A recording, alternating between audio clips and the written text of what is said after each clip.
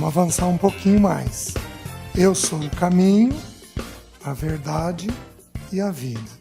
Sabemos que a vida só é derramada pela verdade.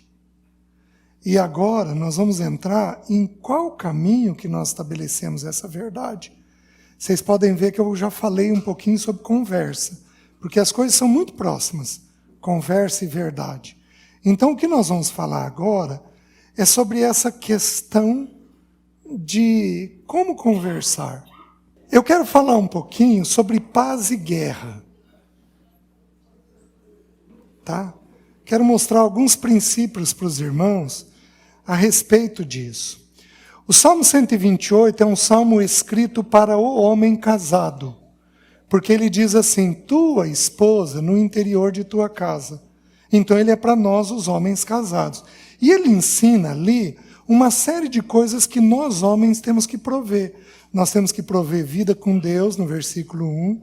Nós temos que prover sustento e orçamento, no versículo 2, nós homens. No versículo 3, nós temos que prover uma mulher feliz dentro de casa.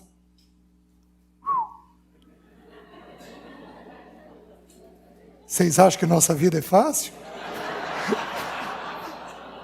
É. Nós temos que prover filhos ungidos ao redor da mesa. Nós temos que prover uma igreja próspera. Mas isso daí, se o Senhor nos permitir, nós vamos passar um pente fino no papel dos homens mais tarde. Quando o Senhor permitir. A gente estuda isso daí. Porém, ele termina com uma coisa maravilhosa. Ele diz assim: paz sobre Israel. Homem precisa prover paz dentro do ambiente familiar. Homem precisa prover paz. E alguns de nós aqui somos destemperados, homens e mulheres. Alguns de nós somos críticos, somos briguentos, somos ácidos. Alguns de nós queremos o que queremos, do jeito que queremos, no tempo que queremos, da maneira que queremos. E, meus queridos, isso não cabe em casamento. Casamento é um ajuste no tempo do outro, na maneira do outro. Isso vai ocorrendo, a gente vai se afinando ao longo dos anos, né? Porém, nós precisamos entender um princípio simples. É o caminho da conversa que estabelece a verdade.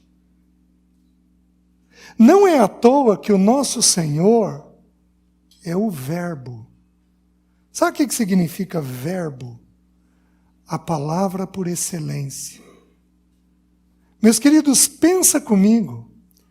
Nós lemos o Novo Testamento, os quatro evangelhos, em cerca de 10 horas. Jesus falou 10 horas, e o que ele falou dura 2000 anos. Porque ele não precisou falar muito. Então não é uma questão de falarmos muito. É uma questão de falarmos o necessário. Então Jesus, ele é aquele que falou de tal maneira que ficou claro. A gente compreende. A gente compreende. O que a gente não compreende na fala dele é porque aquilo é um mistério. Por exemplo, o tempo do fim. Nós vamos passar pela tribulação ou não? Não dá diferença. Porque ele vai nos sustentar de qualquer forma. Então o segredo é nos prepararmos. Se ele não esclareceu, é porque ele está descortinando isso gradativamente. A única coisa que não é clara na fala dele é aquilo que ele teve intenção de não deixar claro. De ir descortinando. Fora isso, ele é limpo na fala. Claro na fala. O que é, o que não é, não é. Tanto que ele diz que o sim dele é sim e que o não dele é não. Ele é claríssimo na fala dele. O nosso Senhor tem uma fala dócil, penetrante, mas que vai lá no âmago. Quando ele fala, está dito, está esclarecido o ponto dentro da gente. Mas ele também tem uma fala suave. Não é num terremoto, não é num redemoinho, não é num fogo forte, mas é num cicio, suave e tranquilo que Ele tem comunicado. Ele comunica para nós em sonhos, Ele comunica para nós na paz dEle, não na paz. A gente confunde isso. Seja a paz de Cristo o árbitro dos vossos corações. Não é a nossa paz, porque existe uma falsa paz, que muitos de nós sentimos, e que todos nós já sentimos, uma vez ou outra. Ele comunica através da paz dele. Ele tem uma fala gentil, agradável, penetrante. A língua dele é uma espada afiada. Quando ele fala conosco, separa. Separa o que é lícito do que é ilícito, o que é correto do que não é correto. A fala dele é uma fala perfeita. E é essa fala que nós estamos buscando. Porque nós imitamos Ele. Nós imitamos o nosso bendito Senhor. Ele não é nem homem, nem é mulher, Ele é o Filho de Deus, Ele é o Filho do homem, encarnado em figura de homem, masculino. Porém, Ele está muito acima disso. Por quê? Porque Ele é Deus. Ele é a excelência da criação, onde nós, homens, temos que aprender a conversar. E onde as irmãs têm que aprender a falar um pouco menos. Vocês estão entendendo? Todos nós temos para aprender com a figura do nosso Senhor. Ele é este verbo perfeito e maravilhoso que habitou entre nós. E é na fala dele que nós vamos aprender. As Escrituras dizem que mais bem-aventurado é ouvir. A Bíblia vai dizer que é para a gente ser pronto para quê? E tardio. Os irritados aqui têm que se deparar com isso. Porque o que é a próxima coisa? Tardios para si? Ira. Decorre de alguém que está falando muito e que ouviu pouco. Então, pessoas reativas não sabem ouvir aquilo que é necessário. Então, a gente tem que aprender essas verdades com o Senhor, para que a conversa entre nós flua. Porém, eu vou começar com um princípio que eu considero único nas Escrituras. O princípio de que não se edifica a casa em tempo de guerra. Não se edifica a casa em tempo de guerra. Estourou uma guerra entre o Uruguai e o Rio Grande. Os irmãos vão construir construir uma casa aqui em Porto Alegre? Por que os irmãos não vão construir? Porque os irmãos não sabem se vão ter direito à propriedade. Os irmãos não sabem se vão ser bombardeados ou não. Nós temos vivido de forma tão pacífica por tantos anos que nós desconhecemos já o que é guerra. Deus, Ele tem cuidado de nós. Na época em que Hugo Chávez era vivo, a Marinha Russa veio fazer exercícios militares aqui em cima. O plano era conquistar a América Latina inteira. Era criar um grande continente. Deus acabou com tudo isso. Mas acabou com tudo isso. Por quê? Para que não houvesse impedimento no Evangelho. Então Deus fez um impedimento claro para que o Evangelho continue avançando da maneira que precisa avançar no nosso continente. E a gente atendendo o mundo afora o que o mundo tem necessidade. Então, nós desconhecemos o que é a guerra. Mas a gente sabe muito bem o que é uma guerra dentro de casa. Meus queridos, eu cheguei a passar 2 semanas no início do casamento sem falar com a Alessi. Tem aqueles que brigam.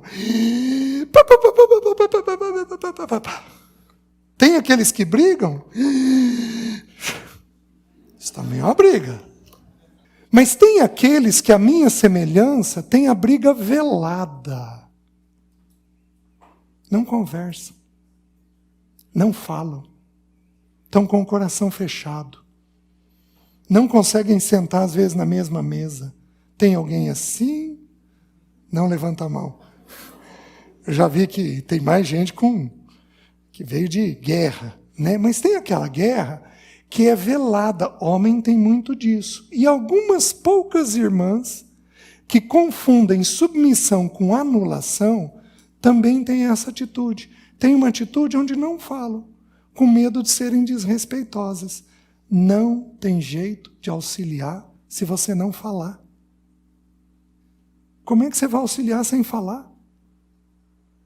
Não tem jeito, você tem que falar, você tem que comunicar o que você está vendo. Senão você não é auxiliador, aí você se torna negligente. Então a conversa precisa ser estabelecida entre nós. Porém, a guerra é um seríssimo impedimento para a edificação dos lares. Tá? Vamos ler o texto. Abra em 1 Crônicas. Deixa eu ler esse texto com os irmãos que é importante. 1 Crônicas, capítulo 22. Do versículo 1 até o versículo 11. Disse Davi: aqui se levantará a casa do Senhor Deus e o altar do holocausto para Israel.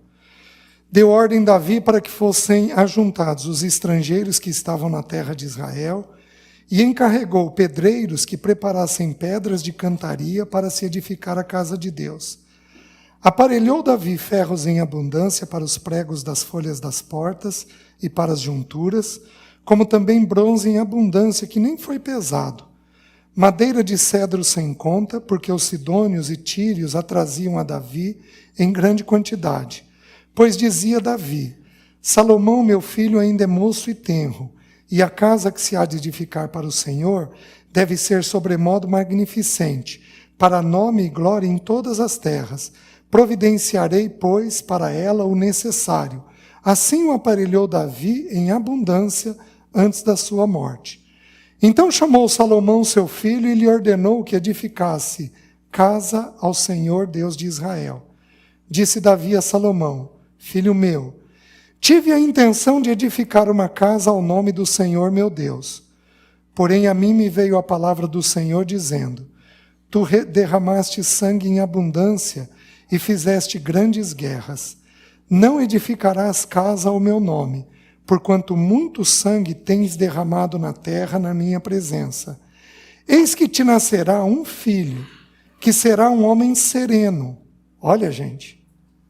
Porque lhe darei descanso de todos os seus inimigos em redor. Portanto, Salomão será o seu nome. Paz e tranquilidade darei a Israel nos seus dias. Este edificará casa ao meu nome. Ele me será por filho, e eu lhe serei por pai. Estabelecerei para sempre o trono do seu reino sobre Israel. Agora, pois, meu filho, o Senhor seja contigo, a fim de que prosperes e edifiques a casa do Senhor teu Deus, como ele disse a teu respeito. Meus queridos, Davi foi edificar uma casa ao Senhor. A palavra Davi significa amado. Davi amava profundamente ao Senhor. Mas, queridos, ele foi homem de guerra. E ele foi impedido de edificar uma casa adequada ao seu Deus, mas ele também se viu impedido de edificar uma casa adequada a si mesmo. Pensem comigo. Um filho, um abusador, abusou de uma meia-irmã. Um outro filho, manipulador, cheio de amigos ruins, Aminon. Um outro filho, Roboão, irmão de Salomão, que diz que seu pai nunca o repreendeu. Então ele aparelhou carros e ele quis ser rei. E aí saiu o sacerdote, o profeta, desesperado, Davi, Batseba, Roboão está querendo ser rei. E o texto diz que seu pai nunca o contrariou. Quando o filho não é contrariado, ele quer reinar. Entenderam o princípio? Quando o filho não é contrariado, ele quer reinar. É o princípio que a gente tira dali. Então Davi teve Aminon, Davi teve Tamar, Davi foi um péssimo juiz na casa dele, por quê? Porque um filho estuprou a sua filha. E ele não fez nada. Nada. Eu entendo que era filho. Mas eu entendo também que ele amava ao Senhor. E ele não deu conta de fazer. Apesar de ser um homem segundo o coração de Deus, queridos, podemos amar profundamente a Deus e não conseguirmos edificar uma casa para Ele. E no caso de Davi, quando ele vai edificar a casa, ele tem os impedimentos. Bom, os filhos eu parei ali em Roboão, mas a gente tem Absalão, que fez lá o que fez. Então, a gente tem uma série de problemas nele. Nós temos depois o próprio Salomão, porque quando ele assume o trono, ele dá um jeito de pôr ordem em toda a oposição, que era típico dos reis fazerem, inclusive na oposição do seu irmão, que quis ficar com aquela sulamita que dormia com Davi, se não me engano, né? Com Abisag, isso. Então, assim, o que Davi fez? O texto aqui está nos ensinando. Está nos ensinando que ele amava tanto ao Senhor que ele quis edificar uma casa. Porque é isso que pessoas que amam o Senhor fazem. Pessoas que amam o Senhor edificam casa. Porque a casa é o instrumento que Deus usa para dar um testemunho nessa terra. Seja o casamento, seja o pai, seja o filho. É o instrumento que Deus tomou para dar um testemunho dele mesmo nessa terra. Ele levanta o projeto, ele pede para Deus para fazer isso, Deus concede a ele o direito, Deus dá uma concessão, pode fazer, então o tabernáculo vai ser substituído agora pelo templo. A glória de Deus desceu no templo como havia descido no tabernáculo, então Deus estava dizendo um sim para aquele projeto, para a presença de Deus naquele projeto. Então, tudo que Davi fez segundo o Senhor. Mas, meus queridos, Deus vira para ele e diz que quando ele foi construir, Deus o impediu. Ele podia ter feito a planta, ele podia ter levantado os materiais, ele podia ter levantado os trabalhadores. 80.000 trabalhadores. Eu não sei se tem empresa no mundo com esse número de funcionários. Deve ter algumas maiores, mas vão ser pouquíssimas. Era um número monstruoso de gente trabalhando. Porém, o Senhor vira para ele e diz assim: Davi, você não vai me edificar a casa. Sabe por quê, Davi? Porque você é um homem de guerra. Você é briguento. Há muito sangue na tua mão. Mas aí Deus diz uma coisa maravilhosa. Teu filho, Salomão, me edificará a casa. Sabe o que significa Salomão no hebraico? Pacífico. Que princípio nós tiramos daqui? Que quem edifica a casa é gente pacífica. Por isso que a briga tem que ser resolvida no nosso meio. Não há lugar para a guerra no nosso meio. Nós vamos guerrear as guerras do Senhor, mas serão as guerras do Senhor. Nós não iremos brigar as nossas guerras, porque as nossas são frutos desse espírito briguento, ruim, que existe dentro de nós. Nós somos, por natureza, divisivos, briguentos, complicados. Isso aparece de muitas formas na Bíblia.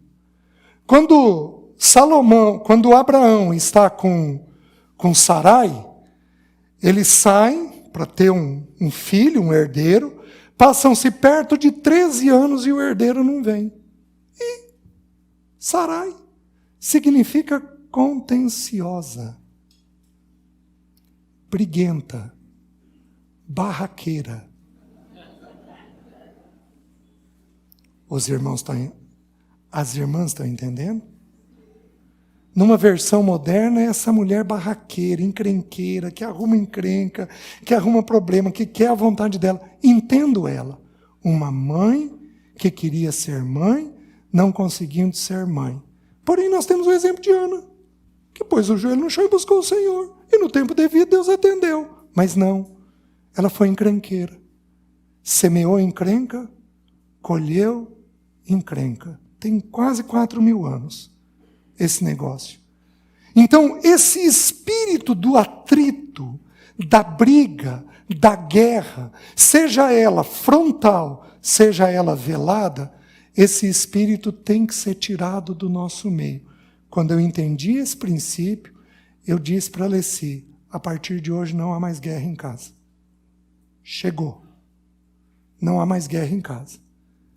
Se eu não estiver bem, se você não estiver bem por uma conversa, eu vou encerrar a conversa e você tem a minha palavra que eu retomo ela. No tempo certo, da forma certa, para fazer a correção do que precisa. Mas guerra não haverá mais no nosso meio, porque não se edifica casa em tempo de guerra. Meus queridos, qual é o custo para um filho? Qual é o custo para um filho? Tem filhos dos irmãos aqui que tem toque. Eu vou andar, Márcio. 5 anos de idade. Papai, guarda isso daqui antes da mamãe chegar. 5 anos de idade. Sabe por que tem toque? Porque a mamãe vai fazer o que hora que chegar? Brigar com a bolsa fora do lugar. A guerra tem um custo alto no nosso meio. Filhos estressados, filhos irritados, filhos deprimidos, parceiros esgotados, deprimidos, uma falação sem fim. A gente fala, querendo convencer o outro. Homens quietos, e quando resolvem falar, se diz que eu era quieto, até que eu resolvia falar. Aí eu acabava com ela. Naquela época indevida. Uma conversa que não avança. Uma verdade que não é estabelecida. Por quê? Porque temos esse espírito da guerra dentro de nós. Meus queridos, isso tem que ser resolvido hoje. Porque como é que nós vamos entrar nesse caminho de estabelecer a verdade com guerra? A gente só machuca. A gente só se fere. Então a Bíblia nos ensina que nós temos necessidade de sermos pessoas pacíficas. E aí eu vou dizer uma coisa para os irmãos que eu considero maravilhosa. No Novo Testamento, a palavra filho, ela tem 2 originais no grego. Teknon, que significa criancinha, e ruios, que significa filho adulto. Para nós, é usado via de regra teknon. Para Jesus, é usado via de regra ruios. Jesus é um filho adulto de Deus. Nós somos criancinhas de Deus. Mas existem, eu não me lembro, eu tentei achar e não consegui achar, eu não me lembro se são 3 ou 4 expressões que para nós é usado ruios. Sabe qual é a primeira? Bem-aventurados. Ruios, filho adulto. Bem-aventurados os pacificadores, porque serão chamados filhos adultos de Deus. Chegou. Hoje nós tomamos uma decisão. Hoje cessa a guerra. Nós somos soldados, nós temos inimigos, nós temos o mundo, nós temos a carne, nós temos o diabo, nós temos a morte, nós temos inimigos a serem vencidos, nós temos inimigos dentro, nós temos inimigos fora, nós lutaremos todas estas batalhas do Senhor, mas nós lutaremos as guerras do Senhor, nós não lutaremos aquelas que nós criamos, porque essas são pecado. Os irmãos estão entendendo? E nós não conseguimos avançar se nós não abandonarmos esse espírito de guerra errado que há dentro de nós. Os irmãos estão entendendo? Nós temos alguns princípios sobre a guerra. Por exemplo, a Bíblia diz assim: há tempo para todas as coisas, Eclesiastes 3. Há tempo de nascer, há tempo de morrer, há tempo de plantar, tempo de colher, há tempo de abraçar, tempo de deixar de abraçar. Aí ele avança e ele termina assim: há tempo de paz e há tempo de... Nós temos guerras a serem lutadas? Temos. Mas o que a Bíblia está ensinando? que são as guerras que o Senhor estabelecer. Você quer um outro princípio? Davi vai lutar contra Golias. Golias está com escudo, Golias está com a lança. Saul tenta colocar em Davi as armaduras dele, porém isso não funciona, porque não é uma luta natural, é uma luta espiritual, tem que ser as armaduras que Deus elege, tem que ser armadura ajustada para nós, na nossa realidade, do nosso tamanho.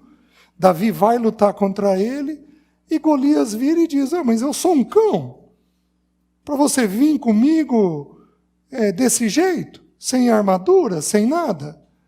E Davi diz, você afronta o Senhor dos exércitos. E aí Davi diz assim, do Senhor é a guerra. Do Senhor é a guerra. Nós guerreamos contra uma coisa, contra o pecado. Nós não guerreamos uns com os outros. Nós temos que abandonar essa oposição.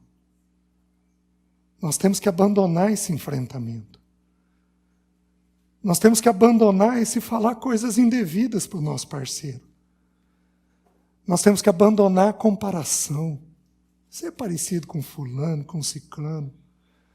Nós temos que abandonar essa coisa de querer falar da família de origem.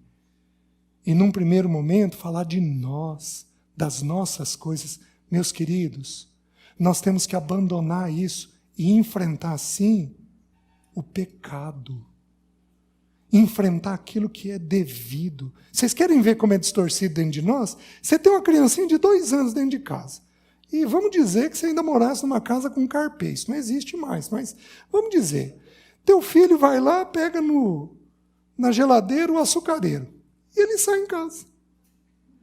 Fazendo um fiozinho de açúcar. Vai para a sala, vai para o quarto, volta para a cozinha. Você vê aquilo e você pega o teu filho, uma outra cena, ele segurando o controle e você dizendo, me dá o controle. Não, não está comigo. Qual das duas cenas nós somos tentados a corrigir? Nós somos tentados a corrigir a do açucareiro. Mas a do açucareiro é uma criancice. Ele não tem noção do que ele está fazendo. A do controle é um pecado. Ele está mentindo. Nós guerreamos por guerras erradas. Nós escolhemos coisas que nós não poderíamos escolher para guerrear. Nós vamos sim termos que guerrear. Mas nós vamos guerrear as guerras do Senhor. Não apenas isso. Deixa eu inverter. Eu não vou falar sobre guerra, mas deixa eu falar sobre paz. Deixa eu inverter com os irmãos o que eu estou dizendo para os irmãos. O espírito que habita dentro de nós é um espírito pacífico. Meus queridos, ele é tão pacífico que ele não fala dele mesmo. Ele fala do Filho e do Pai. Você quer saber onde o Espírito está presente? Vê onde o Filho e o Pai estão sendo levantados. Porque João 14, 15 e 16 diz que ele viria para falar para nós aquilo que é natural do Filho e do Pai. Ele não fala, não falará de si mesmo. Ele é dócil, sensível, pacífico dentro de nós. O nosso Senhor que nos salvou, a Bíblia diz que Ele é a nossa paz. Paz é uma pessoa, ela é personificada na pessoa de Jesus. Esses dias eu li um artigo ímpio, um autor francês, dizendo que o cristianismo é um estímulo à guerra. Porque Jesus disse assim, não vim trazer paz, vim trazer espada. Pois eu vim causar divisão, de tal forma que os inimigos de um homem serão os da sua própria casa. Pois eu vim causar divisão entre a nora e sua sogra, entre pai e seu filho, entre a mãe e sua filha. Mal sabe ele que espada nas Escrituras é isso daqui. Não é espada, espada. Espada nas Escrituras, isso daqui. Não vim trazer paz, vim trazer separação. Eu não vim trazer a falsa paz, eu vim trazer a verdadeira paz, aquela que une de fato, de tal forma que se alguém amar mais a seu pai, a sua mãe ou a sua sogra, não é digno de mim.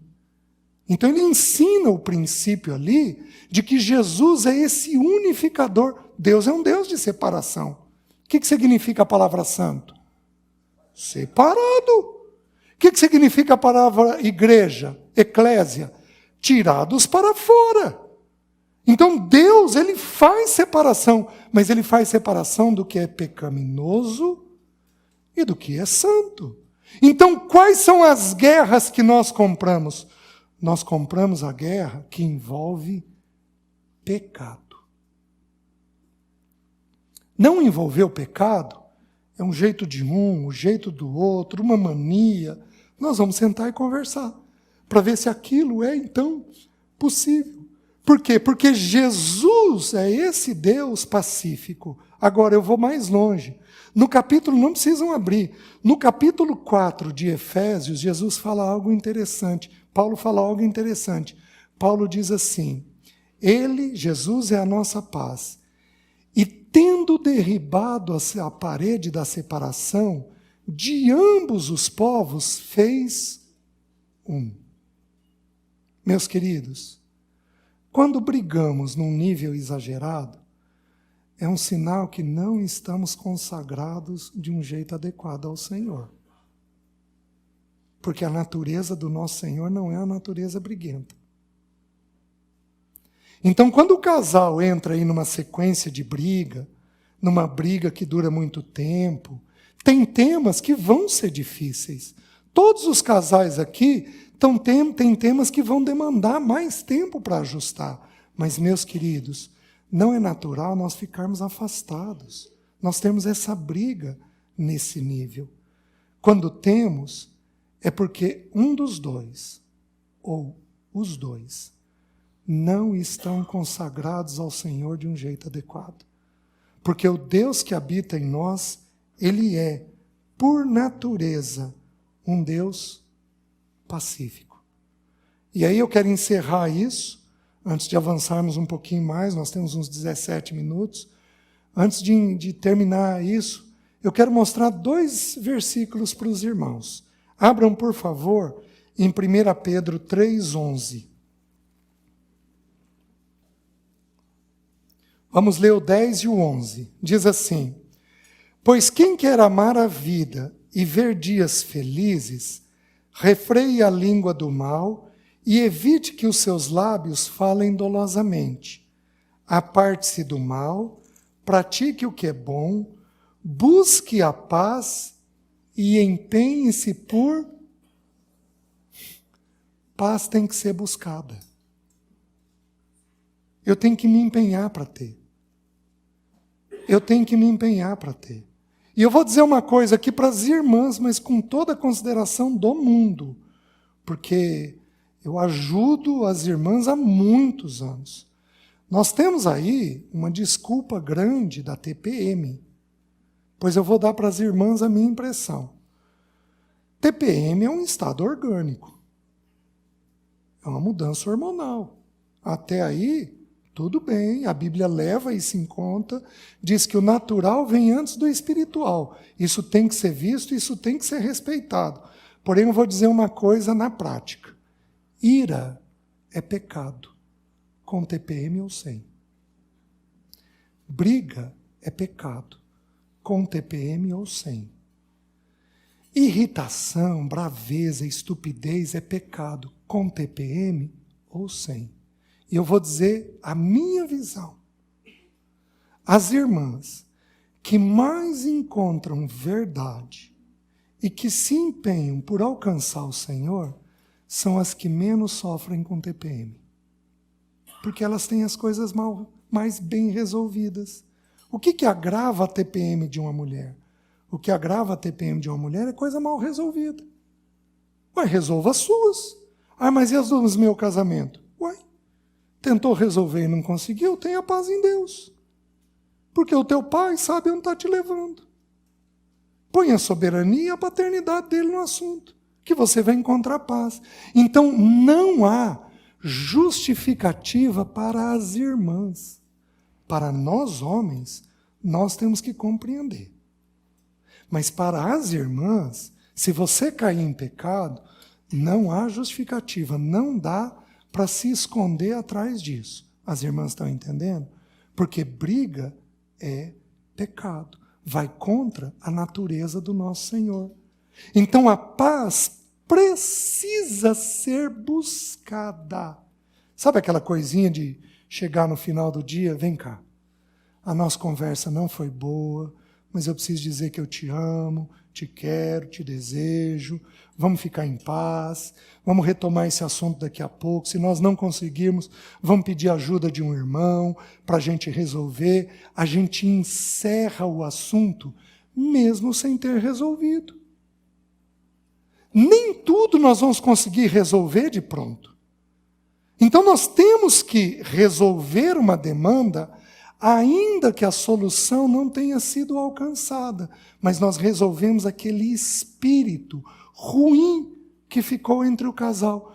Meus irmãos, esse princípio edifica a casa, de que tem que ter paz, não pode ter guerra. Esse princípio edifica a casa. Então vamos nos empenhar nele. O que mais diz? Vejam 2 Pedro 3,14. Por essa razão, pois, amados, esperando estas coisas, empenhai-vos por serdes achados por ele em paz, sem mácula e irrepreensível. De que jeito nós vamos alcançar isso? Em casa. Você está atritado com teu filho? Tem quanto tempo? Você está com um problema com o seu filho? Você está atritado com ele?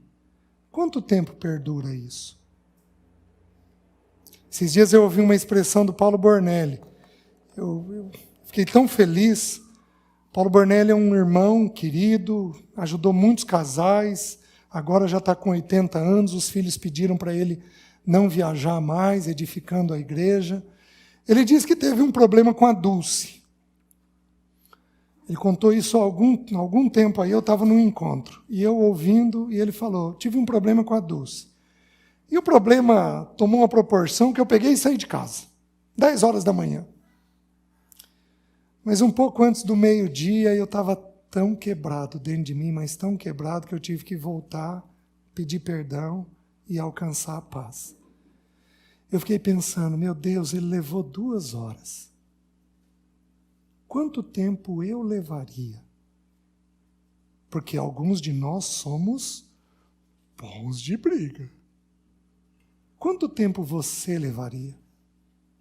A paz precisa ser alcançada.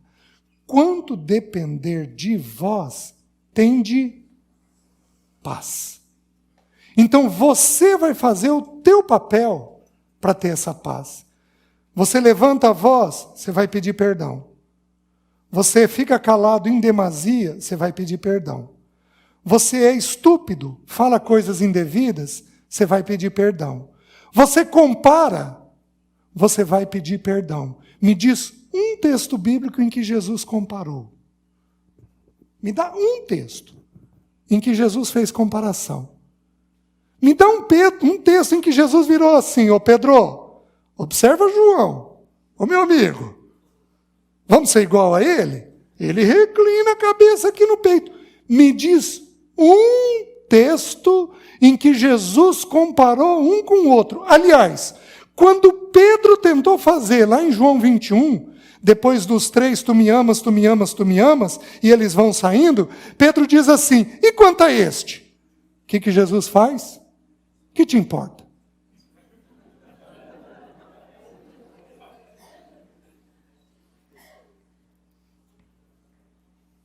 Você quer uma boa conversa?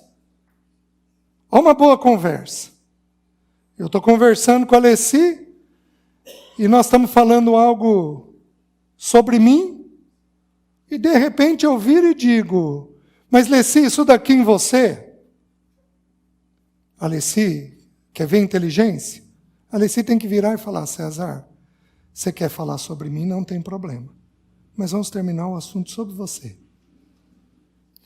Terminamos o assunto sobre você, conversamos sobre mim.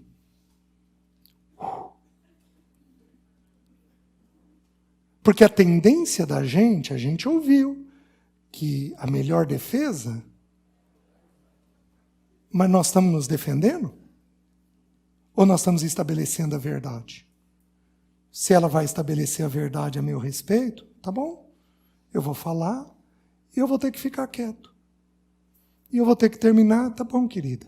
Vou considerar isso daí diante do Senhor, para ver se o que você está falando procede do alto ou não, se isso é verdade ou não. E depois eu vou ter que dar uma resposta para ela sobre isso. Como eu fui muito bravo, é uma sugestão. Como eu fui muito bravo, a Leci um dia, o Senhor visitou ela. Ela virou e falou, começou comigo desse jeito. César, eu vou te falar algo, mas eu não queria que você ficasse bravo. Você vai, considera diante do Senhor o que eu estou falando, depois vem e me comunica a sua decisão. Aí ela colocava o assunto. Só que ela já tinha me desarmado. As irmãs estão entendendo? Então, aprenda a não provocar, a não instigar. Comparação é injusto. Aqueles que comparam, pecam. Você não pode fazer isso. Mas nunca. E mulher, com um homem o pecado é duplo. Porque além de você estar comparando, você está desrespeitando. A única necessidade do homem é respeito. Sabe que você não precisa amar teu marido. Menina, estou te dispensando de amar teu marido. Vocês estão me entendendo, né? Porque sabe qual é a ordem? A ordem é respeito. Quanto ao mais que o marido ame a sua mulher e que a mulher respeite o seu marido. Sabe o que significa respeito no grego? Atribuição de um peso de valor. Elogio. Eu ouvi um nossa? Eu vi ou é final de dia?